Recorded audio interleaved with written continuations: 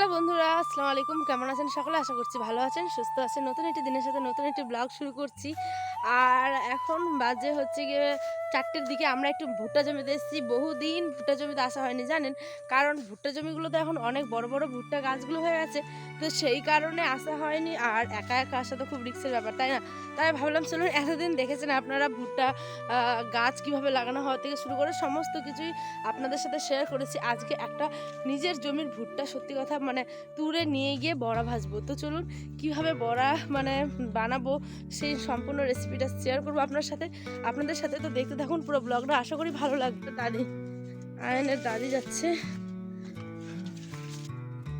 তো আমরা এখন ভুট্টা জমিতে এসে পড়েছি। তো আর এই যে তার মাঝখানে কিন্তু একটা মাকাই ভেঙে নিলাম, ভুট্টা, কিন্তু দেখি এটা অনেক বুড়ো হয়ে গেছে। তাই আমি খুঁজছিলাম যে কোনটা ছোট্ট, যেটা খাওয়ার অনেক অনেক স্বাদ করবে। তো ওই জন্য দেখি ভিতরে গিয়ে একটা খুব সুন্দর ছোট্টখানি একটা আছে।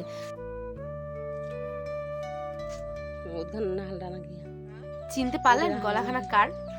আমার ব্লগ ভিডিও ক্যামেরাটা কিন্তু আমার শাশুড়ি মাই করে দিচ্ছে। আর এরম মা পাওয়া কিন্তু ভাগ্যের ব্যাপার, তাই না?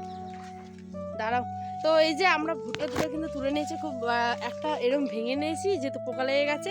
আর একটা কিন্তু এই যে দেখতে পাচ্ছেন কি সুন্দর না, অপরূপ একদম। তো চলুন এগুলো এখন বাড়ি নিয়ে যাওয়া যাক। কেন বললাম কথাখানা জানেন? কারণ সত্যি ফ্যামিলি সাপোর্ট, হাজব্যান্ডের সাপোর্ট, পরিবার ছাড়া একটা মেয়ে কোনো কিচ্ছু না। আর তাই তো আমি আপনাদের একজন ভালোবাসার মানুষ ধীরে ধীরে হয়ে উঠছি। এবার 3খানা নিয়েছি বড়া ভাজবো যেহেতু। আর এখন বাড়ির দিকে আমরা প্রায় চলেও এসেছি। ব্লগ করতে পারিনি বেশি, এত প্রত্যেকটা সংসারে এই মামের গল্প বলুন বা শাশুড়ি মামার গল্প বলুন, যাতে ঘরে ঘরে এরমই হয়, তাই না? তাহলে প্রত্যেকটা মেয়ে তার নিজের স্বপ্নগুলো অনেক অনেক অনেক সহজভাবেই পূরণ করতে পারবে। তো যাই হোক, অনেক কিছু বললাম, এটা আমার পার্সোনাল মতামত। আশা করি ভালো লাগবে। আর ভালো লাগলে কিন্তু অবশ্যই আমার ব্লগটা দেখে যাবেন। আর এই যে দেখছেন ভুট্টাটা যে তুললাম, যেটা একটু বুড়ো টাইপের শক্ত হয়ে গেছিলো, তো সেটাকে একটু ভাজা করে লবণ আর তেল দিয়ে মাখিয়ে খেলাম। লেবু ছিল না তাই দিতে পারিনি। তাই এখানে আবার রান্নাও বসিয়ে দিয়েছি সন্ধ্যাবেলা জানেন।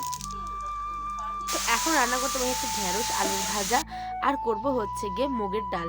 তো এখানে যে ডালও সেদ্ধ বসিয়ে দিয়েছি, আর তার সাথে সম্বাসটাও কিন্তু দিয়ে দিলাম। তো চলুন এবার সকালবেলার পালা, ব্লগটা কিন্তু পরের দিন শ্যুট করেছিলাম, ঠিক আছে? বড়া, ওই যে আপনাদের সাথে যেমনটা কথা হয়েছিল আপনাদের বড়া ভাজা দেখাবো, তাই রাত্রেবেলা দেখাতে পারিনি জানেন, কারণ আয়ান, তারপরে আমার অনেক অনেক কাজ ছিল, ভিডিও এডিট করা ছিল। তাই হলাম চলুন সকালবেলায় শ্যুট করে নিই।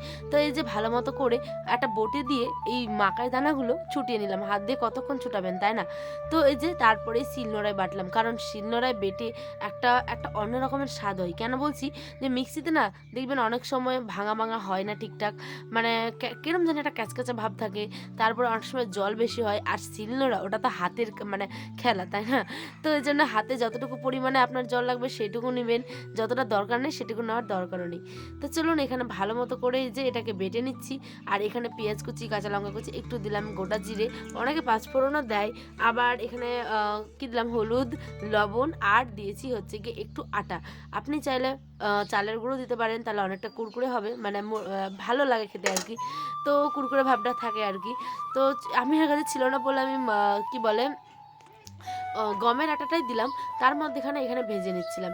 আর আমি কিন্তু একটা ডাঁটা পটল আলুর দিয়েও তরকারি করবো আজকে সকালবেলা, তো সেটাকে আর দেখালাম না, এই বড়া ভাজাটাই দেখাচ্ছি। আর আপনাদের ব্লগটা কেমন লাগলো অবশ্যই কিন্তু কমেন্টে জানাবেন, কারণ আপনাদের ভালোবাসা ছাড়া কোনো কিছু না, তাই না? আর আর এটা কিন্তু আপনারা সন্ধ্যাবেলা স্ন্যাক্স হিসেবেও খেতে পারেন। আর সাথে যদি হয় চা কিংবা সস, তাহলে তো জমে ক্ষীর। তা আমি এই যে ডাঁটা আলু পটল একটা তরকারি করেছিলাম আর বড়া ভাজাতে ভাতটা খেয়ে নিলাম, আর খেতে কিন্তু ওয়াও হয়েছে।